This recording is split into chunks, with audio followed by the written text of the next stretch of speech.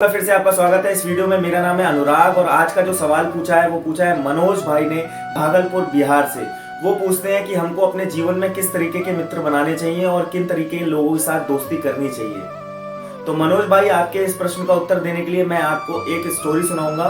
उस स्टोरी में आपको सारे जवाब मिल जाएंगे। दोस्तों, कहानी कुछ इस प्रकार है कि बहुत पहले की बात है। एक किसान था। वो किसान डेली सुबह उठ के अपने घर के लिए 2 घड़ों में भर के पानी लाया करता था। तो जब वो पानी लाता था तो उसके पास एक घड़ा पुराना था, एक घड़ा नया था। जो पुराना घड़ा था उसमें एक छेद था जिससे पानी लीक होता था। तो घर पहुंचते पहुंचते जो पुराने घड़े में पानी था वो आधा ही रह जाता था और वो डेली इस काम को करता था। तो दोनों घड़े इस काम को देखते थे और अपने अपने मन में कोई खुश होता था, कोई शर्मिंदा होता था।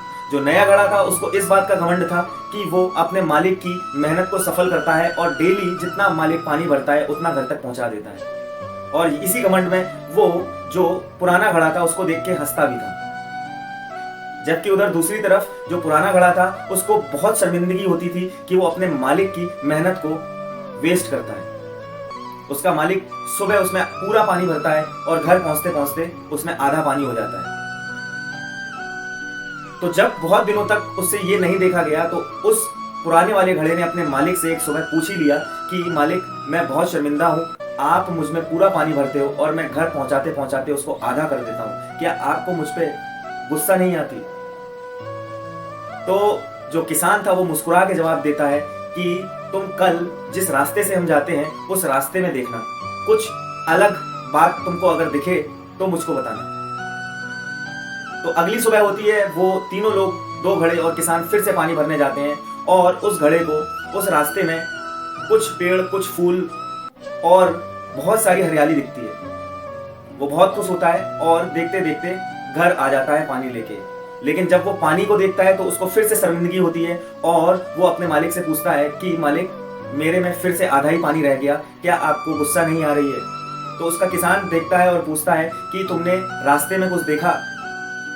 तो घड़ा बोलता है कि हाँ, मैंने बहुत सारे फूलों को देखा। तो मालिक बोलता है कि मुझे पता था कि तुम में एक दरार है जिससे पानी लीक होता है, जिससे पानी वेस्ट होता है। तो इसीलिए जिस तरफ तुम रहते थे उस तरफ मैंने बहुत सारे फूलों के बीज डाल दिए, बहुत सारे पेड़ों के बीज डाल दिए।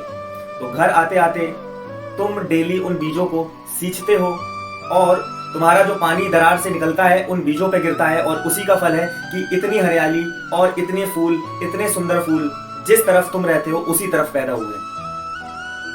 और उन फूलों को मैं सुबह सुबह मंदिर में भगवान के ऊपर चढ़ाता हूँ।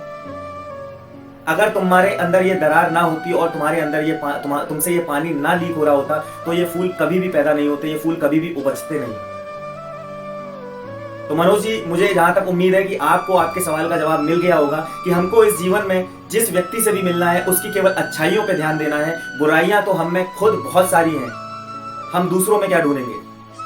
जिस व्यक्ति से भी हम मिल रहे हैं तो उसकी अच्छाइयों पे ध्यान देना है, जिंदगी आसान हो जाएगी। उसकी अच्छाइयों पे आप ध्यान देंगे तो आपको भी कुछ सीखने को मिलेगा और उस इंसान को भी अच्छा लगेगा। और हो सकता है कि आपके साथ से उसमें जो बुराइयां हैं, कमियां हैं, वो भी दूर हो जाएं। और अगर हम कमियां ढूंढने लगेंगे तो हम इस जीवन में अकेले ही रह जाएंगे। आशा करता हूं कि आपको ये कहानी से आपके प्रश्न का जवाब मिल गया हो। मिलता हूं आपसे अगली कहानी में, अगले वीडियो में।